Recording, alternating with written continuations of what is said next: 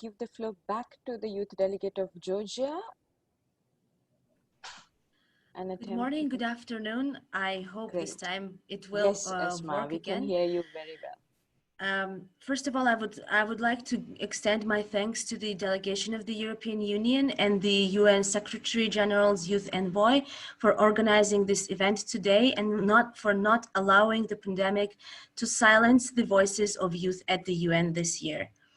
I would also like to thank the European Union for including and opening up the programs, exchange programs for Eastern partner countries, as I'm also a member of EU Neighbors East's Young European Ambassadors Initiative.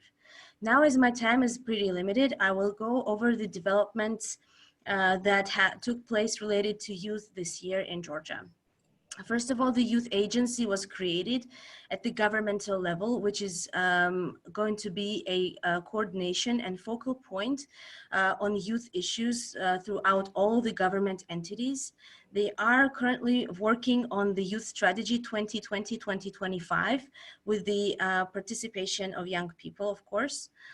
They also have been one of the innovative public entities conducting most of their meetings, forums, and trainings online. Their staff who also belong to the youth age group, most of whom volunteered for the hotline of the government related to COVID.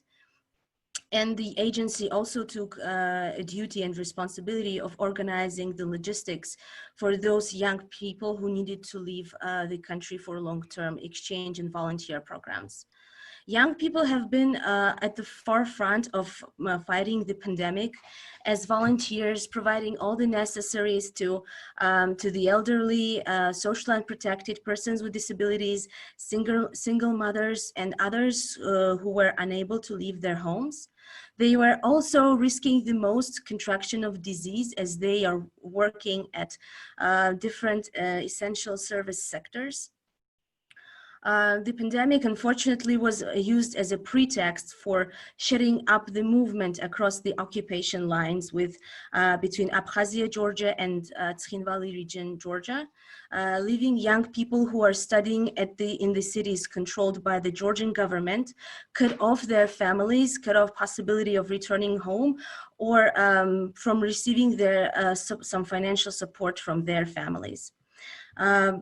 The online education, unfortunately, was not accessible for all young people due to the limited access to high-speed internet or lack of the different devices and other factors as well. For young women and girls, losing possibility to study and work, go to school or university was another lost opportunity for free movement without control of their community and a lot of scrutiny from their community. And finally, the young people also have been facing increased costs of travels when they needed to go abroad, study and volunteer. I thank you. Thank you very much to the Youth Delegate of Georgia.